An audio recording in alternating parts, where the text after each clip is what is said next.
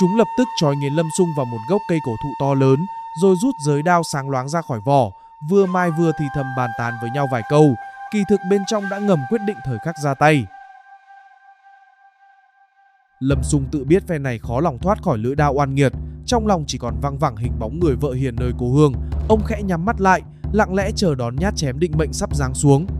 Đúng vào khoảnh khắc ngàn cân treo sợi tóc ấy, từ sau một lùm cây rậm rạp, bỗng vang lên một tiếng thét lớn chẳng khác nào sấm động giữa trời quang. Một nhà sư thân hình to lớn dị thường vung cây thiền trượng nặng trịch xông thẳng ra, chỉ một chiêu đã hất văng cả hai lưỡi đao khỏi tay bọn áp giải. Tập 2. Lâm Xung trên đường lưu đày. Hai tên áp giải Đồng Siêu và Tiết Bá dẫn Lâm Xung rời khỏi kinh thành Đông Kinh, gông cùm nặng trĩu trên vai, cứ ngày đi đêm nghỉ, lầm lũi nhắm hướng Thương Châu xa xôi thẳng tiến, bỏ lại sau lưng cả một quãng đời từng vinh hiển. Nhưng ít ai biết rằng, ngay trước lúc đoàn người lên đường, Cao Cầu đã lén sai người dúi cho hai tên áp giải một khoản vàng bạc không nhỏ, ghé tai dặn dò từng lời, rằng hễ tìm được cơ hội giữa chốn rừng sâu vắng vẻ thì phải ra tay kết liễu Lâm Xung cho bằng được, đừng để sạch mất. Đồng Siêu, Tiết Bá vốn là hạng người tham tiền bạc hơn cả liêm sỉ, vừa nghe nhắc đến số vàng đã gật đầu ưng thuận ngay tắp lự, chẳng chút do dự đắn đo, coi mạng người như một món hời dễ kiếm. Suốt dọc đường thiên lý, hai tên ấy không ngừng bày trò hành hạ, khi thì ép Lâm Xung lội chân trần trên đá sỏi sắc nhọn, khi lại múc nước sôi đổ vào chậu, bắt ông ngâm đôi bàn chân đã rớm máu cho da thịt phồng rộp, chỉ cốt vắt kiệt sức lực ông trước khi ra tay. Đi mãi rồi cũng đến một khu rừng rậm rạp, cây cổ thụ chen trúc tùm che khuất cả ánh mặt trời. Dân gian quen gọi nơi ấy là Dã Trư Lâm. Hai tên áp giải liền viện cớ mỏi chân, ra hiệu cho cả đoàn dừng bước nghỉ ngơi giữa chốn thâm sơn. Chúng lập tức trói nghiến Lâm Xung vào một gốc cây cổ thụ to lớn, rồi rút giới đao sáng loáng ra khỏi vỏ, vừa mai vừa thì thầm bàn tán với nhau vài câu, kỳ thực bên trong đã ngầm quyết định thời khắc ra tay.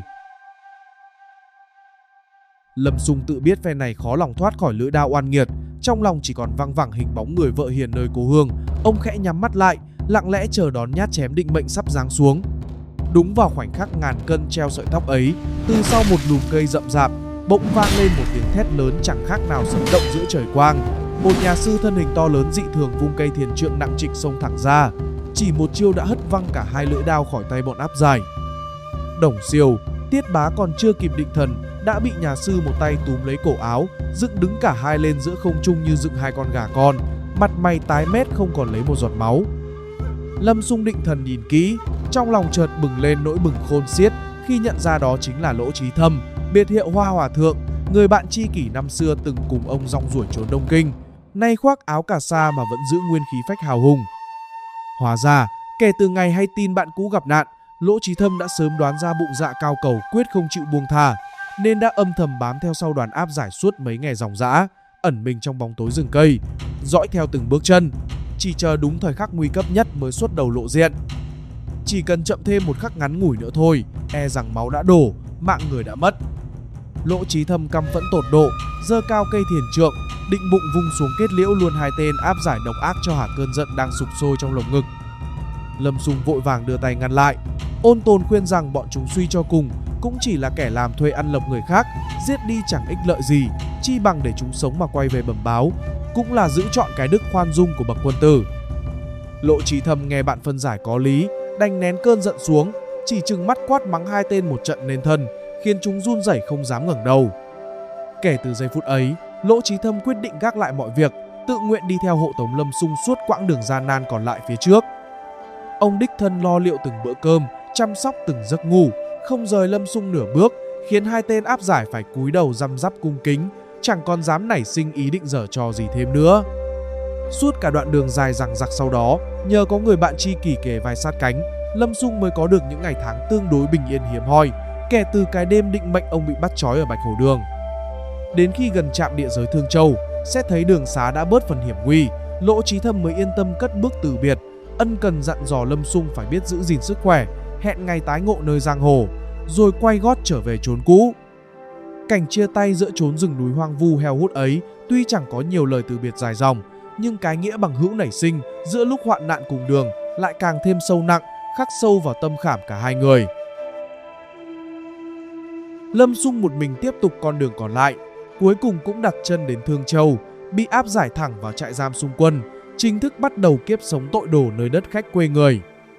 May nhờ có chút bạc mang theo đem ra lo lót, lại thêm cơ duyên gặp được Sài Tiến, một bậc hào phú có tiếng trong vùng, vốn xưa nay vẫn có lòng cảm mến những kẻ anh hùng xa cơ lỡ vận, nên Lâm Xung được viên quản doanh nương tay châm trước, không đến nỗi bị đọa đầy như những phạm nhân khác. Ít lâu sau, ông được cắt cử đi coi giữ một kho cỏ khô chuyên dùng để nuôi ngựa chiến cho quan quân, người ta gọi đó là Thảo Liệu Trường, tọa lạc cách trại giam chẳng bao xa. Công việc tuy đơn điệu nhàn hạ, ngày ngày chỉ quanh quẩn trông coi mấy gian nhà chứa cỏ khô, nhưng đối với một kẻ mang thân tội đồ như Lâm Xung, được sống yên thân qua từng ngày tháng cũng đã là một điều may mắn hiếm có giữa chốn lưu đày. Ông cứ ngỡ rằng từ nay có thể lặng lẽ sống nốt quãng đời còn lại nơi đất khách xa xôi, ngày đêm mong ngóng đến ngày được triều đình ân xá, trở về đoàn tụ cùng người vợ hiền đang chờ đợi. Nhưng ông nào có ngờ, mối thù hằn trong lòng Cao Cầu chưa một ngày nguôi ngoai, và ngay lúc này đây, một âm mưu mới còn thâm độc gấp bội những lần trước đang được âm thầm sắp đặt kỹ lưỡng để dồn ông vào chỗ chết không đường thoát. Cao Cầu ở tận kinh thành xa xôi, khi hay tin Lâm Xung tùy mang thân lưu đày nhưng vẫn sống tương đối yên ổn, trong lòng chẳng những không nguôi giận mà càng thêm tức tối, cho rằng như vậy vẫn chưa đủ trừng phạt kẻ dám phạm đến uy danh nhà mình. Ông ta lập tức sai Lục Khiêm mang theo một khoản vàng bạc lớn, lặn lội đường xa đến tận Thương Châu, ngầm cấu kết với viên quản doanh sở tại, cùng nhau bày ra một kế hoạch cuối cùng, tàn độc hơn tất cả những lần trước. Nhân đêm gió tuyết mịt mùng, phóng hỏa thiêu rụi Thảo Liệu Trường, đổ hết tội làm cháy kho quân nhu lên đầu Lâm Xung để khép ông vào tội chết. Đêm hôm định mệnh ấy, trời bỗng đổ tuyết lớn chưa từng thấy, từng cơn gió bấc rít gào dữ dội, cắt vào da thịt lạnh buốt như dao cứa. Lâm Xung khoác áo bông, lặn lội trong tuyết đi mua chút rượu về sưởi ấm nơi một ngôi miếu nhỏ thờ sơn thần gần đó. Nào ngờ chính bước chân tình cờ ấy lại giúp ông thoát khỏi trận hỏa hoạn vừa bất ngờ bùng lên dữ dội tại Thảo Liệu Trường mà bọn Lục Khiêm đã bí mật châm ngòi. Đứng nép mình sau cánh cửa miếu giữa đêm tuyết trắng xóa, ông tình cờ nghe trọn vẹn từng lời bọn Lục Khiêm cùng đồng bọn đắc chí kể lại cho nhau nghe. Đến lúc ấy mới bàng hoàng vỡ lẽ, hóa ra bao nhiêu tai ương giáng xuống đời mình. Từ buổi gặp gỡ oan nghiệt ở chùa Nhạc Miếu đến cảnh bị hãm hại giữa Bạch Hổ Đường, cho tới kiếp lưu đày hôm nay, thảy đều do một tay Cao Cầu cùng bè lũ tay sai dày công sắp đặt từ đầu đến cuối.